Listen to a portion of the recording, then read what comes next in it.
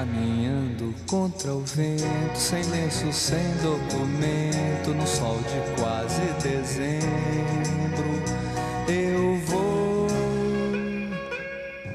O sol se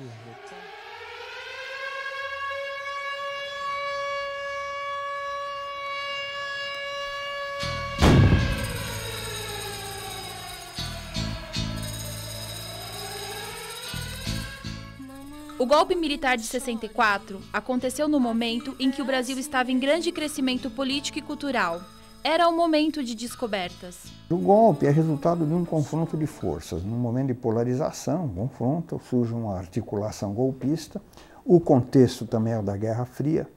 É um contexto envenenado, em que as disputas perdem legitimidade em função de uma visão apocalíptica, de luta do bem contra o mal. No plano político, havia as propostas do então presidente João Goulart de reformas, reforma agrária, reforma urbana e outras propostas que serviram de pretexto para o golpe. Os militares envolvidos na ditadura justificaram a ação afirmando que o objetivo era restaurar a disciplina, deter a ameaça comunista e defender a democracia. O que há é quase que uma retaliação, um ajuste de contas, uma coisa de desbaratar a esquerda, de prender comunista, entendeu? Houve passeatas, enfim, a oposição começou a se mobilizar contra a ditadura e veio o ato institucional número 5, o AI-5, no final de 68.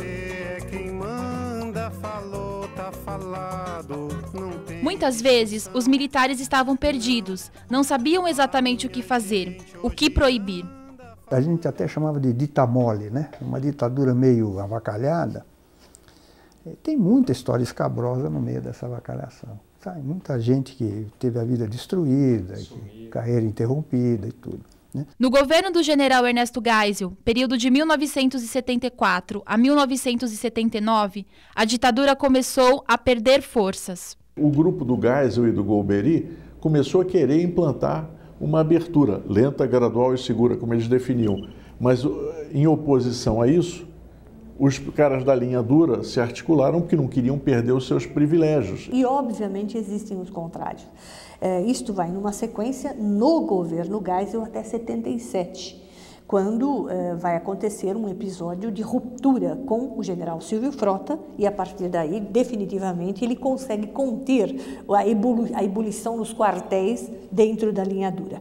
Minha visão é de que, nesse período, ele estava consolidando a repressão. A ditadura mudou o perfil do Brasil. O país estava no momento que, se não houvesse o golpe, o país teria decolado para uma situação de progresso que, evidentemente, estaríamos hoje vivendo em outra situação. A imprensa brasileira viveu momentos turbulentos na época da ditadura. O medo e o silêncio acompanharam os veículos de comunicação durante quase todos os 21 anos do governo militar no Brasil. Quase todos, porque no início não foi bem assim. Os grandes veículos da imprensa brasileira, quase todos eles, com pouquíssimas exceções, apoiaram o golpe. De modo geral, todos os grandes apoiaram. Parte dessa submissão é acreditada à preservação dos seus grandes patrimônios, empresas que não queriam perder os seus lucros. Com a imprensa aconteceu, dentro do mundo capitalista, a imprensa é uma indústria como outras. Os donos das rádios, dos jornais e das revistas não querem correr muitos riscos. Alguns jornais até corriam, como é o caso do Estado de São Paulo, né? Quando publicava poemas no lugar das matérias censuradas. Os problemas surgiram 4 anos depois. Uns mudaram de lado, outros não. Pessoal do Estadão. Eles apoiaram o golpe militar. Mas depois, com o AI-5, eles ficaram contra a censura. Não é o caso, por exemplo, da Folha de São Paulo, um jornal que tinha lá Frei Beto, uma série de jornalistas de esquerda. E quando veio o AI-5, a Folha afastou esses jornalistas todos e colocou no lugar deles gente ligada à repressão. Na revista Veja, também a censura foi muito marcante no começo. Nós fizemos a coisa mais marcante foi a matéria sobre torturas, porque a revista acabou sendo feita porque o Mino desligou os telefones da redação para não receber as notícias porque estavam todas as redações sendo censuradas por telefone. E os patrões da editora Abril acatavam essas ordens. Nas emissoras de rádio, a censura se mostrou mais branda, até porque ela já acontecia no momento da concessão. Ela vive parada no sucesso do rádio de pilha. O rádio sempre foi reprimido no Brasil. Não se dá concessão de rádio a nenhum movimento, organização que possa mobilizar as massas, porque ele é um meio quente. O rádio é um torpedo político. Já com a televisão, a história é bem diferente. A televisão foi usada pelos militares como o principal instrumento de controle social para sucedê-los ao final da ditadura. Eles passam a investir na Globo. Aí, dominando algumas empresas que entravam em rede, você, pela comunicação, você pegava todo mundo. Por isso que a Globo tem também, até hoje, essa vocação de controle social. Ela quer determinar a história do Brasil. Ela quer dizer quem pode ser o presidente e quem não pode. E esta terra ainda vai cumprir seu ideal. A imprensa alternativa foi uma decorrência da ditadura. Ela foi uma reação à ditadura, a forma que se encontrou para o combate. Os jornais alternativos, em geral, eram apoiados por coligações de partidos políticos clandestinos. E em todos eles você tinha uma mistura de jornalistas, de intelectuais e ativistas. Ética profissional e a verdade, custe o que custar. Novidade que exigiu coragem, resistência e muita criatividade. O período de apogeu é mais ou menos 78, eu acho. 75 a 78, quando convivem na banca vários grandes jornais alternativos. Né? Ainda existe Opinião, já saiu o movimento, ainda tem o Pasquim, tem o Cojornal. Um momento de grande criatividade também, porque juntava veteranos com novatos. Muita gente importante hoje se formou nessa época. Nesse período, a Igreja Católica também se mobilizou e tinha sua representação alternativa. Toda essa progressão da Igreja Católica vai fazer com que a Igreja seja censurada. O seu jornal aqui em São Paulo, chamado Jornal O São Paulo, é um jornal que será censurado até o final da censura. Há aqueles que diziam que se o nosso jornal espremesse, sairia sangue, porque a gente mostrava as lutas do povo, os sofrimentos do povo. Todos os pequenos jornais sofreram com a marcação cerrada dos militares. O Pasquim chegou a ser visto como um instrumento criado para destruir a família brasileira. O jornal Movimento foi um dos que mais sofreram. Esse jornal era mutilado mais de metade do seu texto, e isso em cima da hora de circular. Eles assassinaram vários jornais dessa maneira. Houve casos de jornal alternativo que não sofreu tanto porque escapou pelo humor, pela galhofa e, ao mesmo tempo, fazendo a crítica muito contundente ao regime, que foi o Pasquim. Com todas as dificuldades, a imprensa nanica conquistou seu espaço, coisas que só ela fazia. A censura, por exemplo, nos permitiu tratar de problemas econômicos que um jornal como o Estadão nem a Folha de São Paulo não tratavam porque não queriam. A cobertura do movimento, por exemplo, sobre a reforma agrária é original. Você pode estudar a reforma agrária no Brasil pelo movimento, a despeito da censura. E se você for na Veja, você não acha nada. A Veja é contra a reforma agrária. Há quem diga que a imprensa alternativa acabou junto com a ditadura. Isso porque não existe resistência sem repressão. Quem a conhece sabe da importância e da falta que ela faz. A imprensa alternativa, ela teve um papel fundamental. Ela não foi somente uma alternativa à grande imprensa. Ela criou um tipo de imprensa que precisa existir e que o Brasil precisa voltar a conviver com ela. Enquanto eu puder cantar. Toda ditadura, seja de direita, seja de esquerda, ela precisa ganhar o consenso do povo. Quando se arrebenta um golpe, a primeira coisa que eles fazem é calar os meios de comunicação. Censura é o uso do poder no sentido de controlar e impedir a liberdade de expressão. Foi a maneira que os militares encontraram para suprimir a informação. Ela se fazia de maneira subreptícia. Vinha por telefone, a Polícia Federal, o Ministério da Justiça, mandavam a lista ou por telefone ou por telex, dizendo tais e tais assuntos não podem ser noticiados. Muitas coisas nós ficávamos sabendo pela censura. Nós não sabíamos daquele acontecimento ainda, eles já estavam proibindo. Os próprios donos dos meios se encarregavam de dizer, olha, isso aqui não pode. Os veículos receberam censores nas redações. O censor na redação é a inibição personificada, concretizada, né?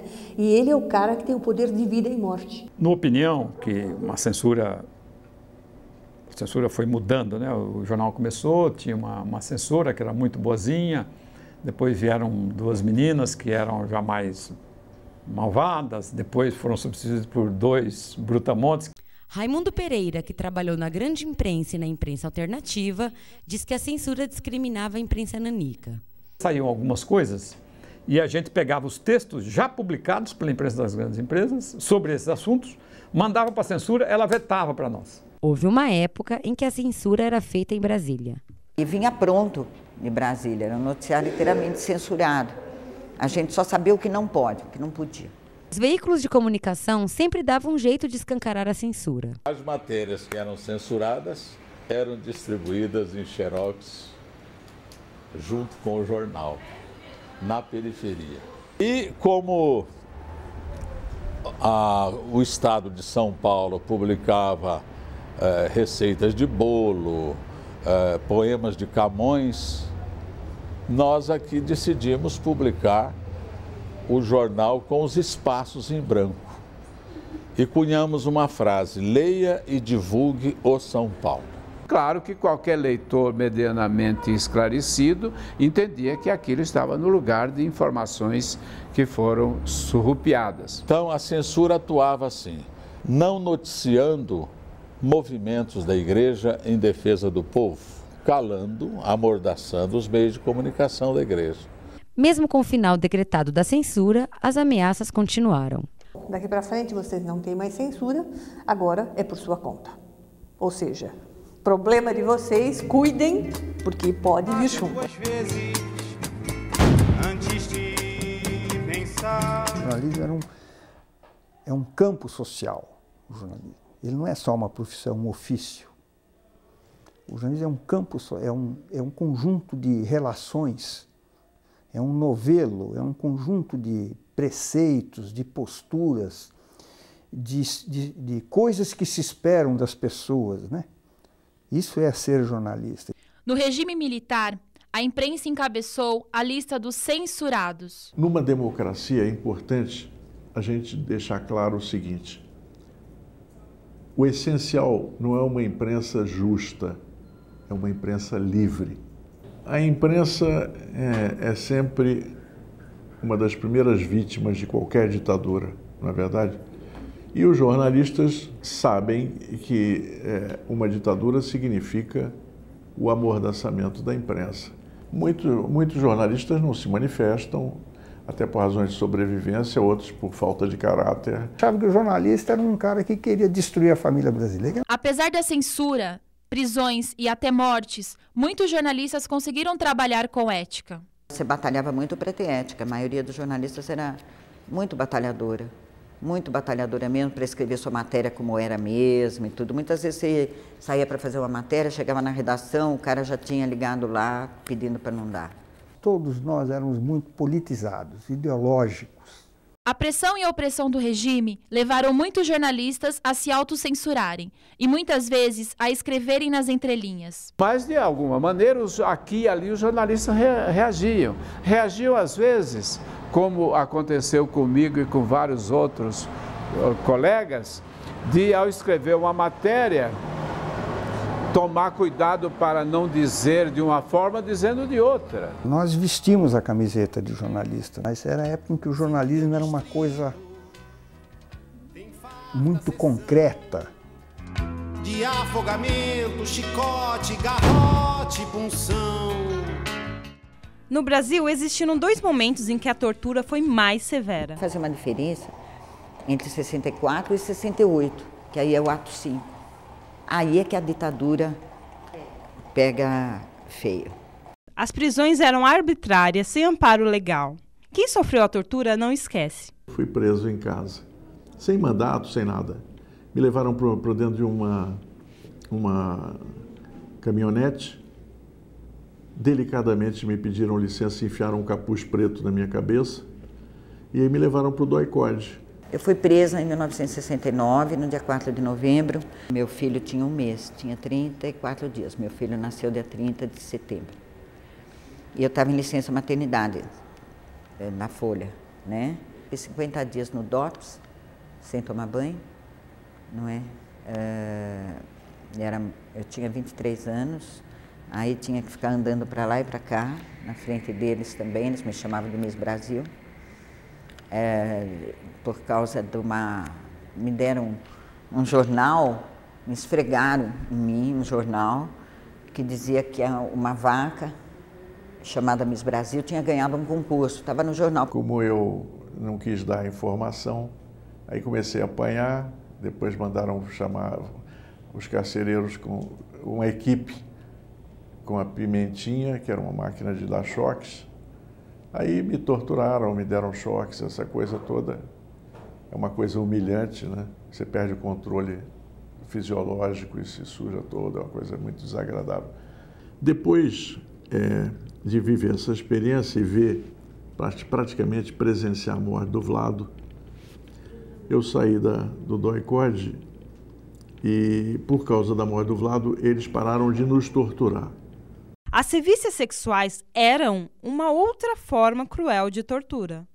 Estupro, propriamente, deve ter tido. O que eles faziam era abusar, passando a mão, te deixando nua, chamando o outro para te ver nua, dando risada. Frei Tito, que encarnou depois na sua alma o carrasco, Fleury, e suicidou-se. Nós tivemos freiras torturadas, freiras que foram estupradas.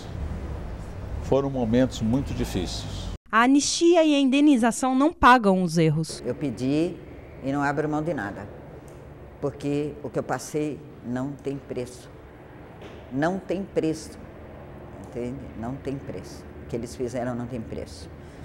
As experiências vividas com os abusos são marcas levadas por toda a vida. Minhas experiências me ensinaram 2 coisas que parecem banais, mas me custaram caro. Eu descobri que Papai Noel não existe e que homem chora. Mesmo calada a boca, resta o peito. Silêncio na cidade não se escuta. De que me vale ser... Vladimir Herzog teve parte da família exterminada pelos nazistas. Aos 6 anos de idade, fugiu com seus pais da Iugoslávia para a Itália e, por fim, para o Brasil. Tornou-se jornalista e, em 25 de outubro de 75, é assassinado aos 38 anos. Ao me elegerem presidente do Sindicato Jornalista de São Paulo, vivi os dias mais dramáticos da minha vida, quando do assassinato do jornalista Vladimir Herzog, numa dependência do 2º Exército em São Paulo. Surge aí o jornalista Cláudio Marques. Havia uma campanha no jornal Shop News, DCI, do jornalista Cláudio Marques, dizendo que a TV Cultura estava sendo tomada pelos comunistas. O Cláudio Marques era ligado ao 2º Exército e ele nos ameaçava. E ele chamava a TV Cultura de TV Viet Cultura, por causa das matérias do Vietnã. A partir deste momento, inúmeros jornalistas são presos. Eles partem para uma prisão de vários jornalistas que eles acusavam de serem membros de um aparelho comunista clandestino. Aparentemente, o Herzog fazia parte desse grupo. Vlado foi preso num momento de rivalidade dentro do Exército. Então, você tem um período aí em que você tem uma repressão, que a própria repressão é clandestina, vis-à-vis o governo. Ela faz coisas que o governo não queria mais que ela fizesse. um acidente dentro do movimento de liquidação de dirigentes históricos do Partido Comunista Brasileiro. Então foi isso, o Herzog foi vítima da luta intestina do aparelho militar. O Segundo Exército distribuiu nota oficial dizendo que Herzog se suicidara enforcando-se com o próprio cinto do macacão. Foi de tal forma grosseira a forma como eles mostraram o corpo de Vladimir enforcado. Ninguém fica enforcado com o corpo todo encostado no chão. Você só se enforca se pendurar, não é? Começam as denúncias contra o Exército. Quando ele foi morto, logo na sequência, houve um clamor popular. Quer dizer, significa que a sociedade brasileira se deu conta do tamanho do buraco em que ela estava. A Praça da Sé recebeu no dia 31 de outubro 8.000 pessoas para prestar a última homenagem a Vlado. Estavam no culto Dom Paulo Evaristo Arnes, Dom Helder Câmara, James Wright e o Rabino Henry Sobel. Eu estive no culto ecumênico lá na praça. Foi um momento muito interessante. Ali foi o começo do fim da ditadura militar no Brasil. Em outubro de 78, o juiz Márcio José de Moraes, da 7ª Vara da Justiça Federal de São Paulo, declara a União responsável pela prisão, tortura e morte de Vladimir Herzog. Somos todos iguais, braços dados ou não, nas escolas. A ditadura desconstruiu o jornalismo, dizem os velhos jornalistas. Então houve uma mudança também no próprio jornalismo, entende?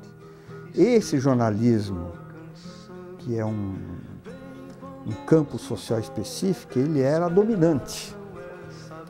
Era um modo dominante. Havia outras, mas hoje ele é uma das coisinhas que se faz num mundo muito diluído, né, de comunicação. A imprensa nanica, como o jornal O São Paulo, entre outras publicações alternativas, continuam até hoje na luta pela informação para a população mais humilde. O jornal O São Paulo, até hoje, ele faz imprensa alternativa, que a gente privilegia os movimentos populares, a luta por moradia, a luta por terra, privilegia o ponto de vista nosso é a partir dos pobres, não é? Então, o nosso jornal realmente sempre fez imprensa alternativa nesse sentido, sim, com certeza. A ditadura interferiu sensivelmente na economia do país, fez a dívida externa multiplicar-se. Quando o presidente João Goulart governava o Brasil, a dívida externa do Brasil era considerada considerada alta, gigantesca, estava por volta de 3 bilhões de dólares. Quando os militares deixaram o poder, ela estava por volta de 120 bilhões de dólares, algo impagável. Apesar dos abalos, a imprensa cumpre seu papel e continua seu caminho em busca da liberdade. Muito do futuro de um país depende da liberdade de imprensa. Quem é que cobra as coisas? Quem é que denuncia as coisas? Todos esses escândalos que nós estamos vendo denunciados, eles são denunciados pela imprensa. A maioria do povo brasileiro ainda não vive essa democracia plena. Agora, nós não podemos dizer que nós vivemos numa situação de democracia para a maioria do povo brasileiro. Nós sabíamos naquela época que não era a ditadura que a gente queria, era a democracia. Mas então agora nós temos a obrigação de trabalhar por essa democracia para buscar um pouco de felicidade que eu acho que todo brasileiro merece. Vamos embora, que esperar não é saber. Quem sabe faz a hora, não espera acontecer.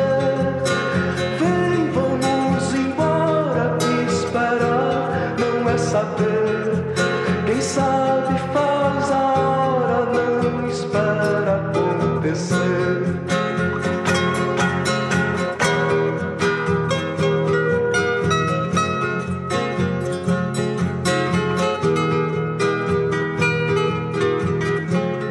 Nas escolas, nas ruas, campos, construções, somos todos soldados, armados ou não, caminhando e cantando e seguindo a canção. Somos todos iguais, braços dados ou não. os amores na mente, as flores no chão, a certeza na frente, a história na mão, caminhando e cantando e seguindo a canção, aprendendo e ensinando uma nova lição. Vem, vamos embora, que esperar não é saber. Quem sabe faz a hora, não espera acontecer. Vem, vamos embora, que esperar não é saber. Quem sabe faz a hora, não espera acontecer. Vem, vamos embora, que esperar não é saber.